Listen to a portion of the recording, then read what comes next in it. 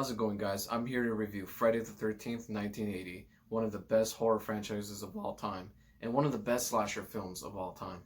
Stand for no weirdness out here. Hello?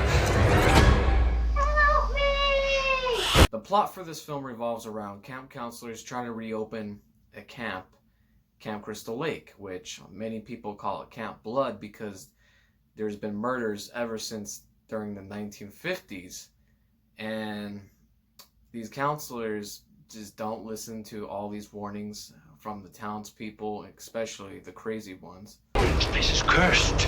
You're doomed if you stay here. And these young camp counselors, while they're trying to open this thing, of course, they gotta do little naughty things when it comes to these horror films. They gotta do drugs, they gotta have sex, and that's just the equation for death. And one of these camp counselors is played by Kevin Bacon, which is pretty cool. Louder, and the rain turns to blood. It's just a dream. Of course, as they die, or as they get killed off one by one, the killer is revealed to be Pamela Voorhees, the mother of Jason Voorhees. Jason Voorhees did not start out as a killer in this movie. Jason didn't even appear until the sequels. And the reason why Pamela Voorhees is killing all these camp counselors is because she is blaming them for her son's death. Her son, Jason Voorhees, actually drowned when he was a little boy, and ever since then, she vowed revenge on anyone who trespasses Camp Crystal Lake, and it ends in a bloody kill or in a bloody rampage.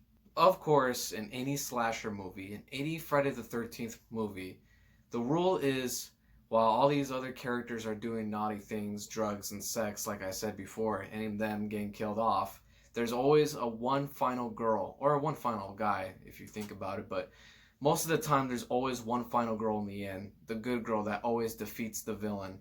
In this case, if you guys haven't seen the ending for this film, you guys can click off. This is going to be a spoiler alert, but at the end of the movie, the main character's name is Alice, and she's the final girl in this movie. She's the one who kills off Pamela Voorhees by chopping her head off. And just when you think it's over, Alice is resting on the boat after a horrific bloody night.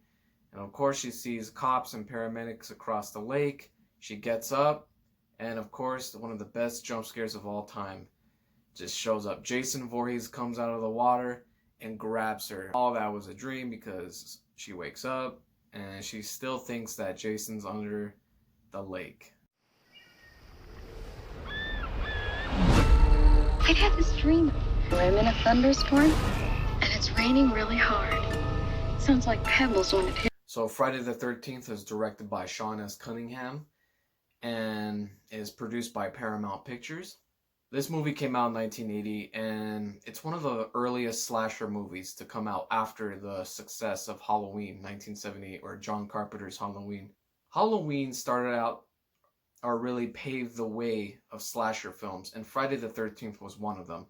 And of course, all these slasher films have their own kind of like holiday related themes, like My Bloody Valentine, or Evil Christmas, Silent Night, Deadly Night. What else?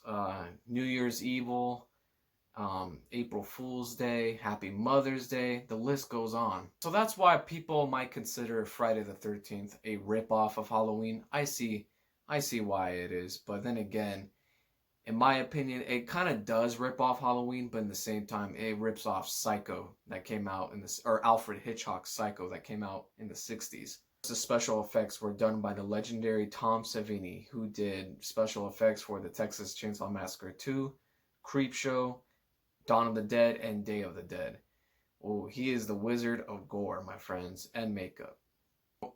So what did I really think about this film? I actually love this film. This is honestly the best Friday the 13th film in the franchise, hands down. And a lot of people might be confused why I love this movie, because to me, personally, I love this movie because it doesn't rely too much on the gore. It relies more on suspense, it relies more on scares, and it has a slow build-up to see who's the killer, who's not the killer. And when the killer's revealed, everybody did not expect the reveal when it came out.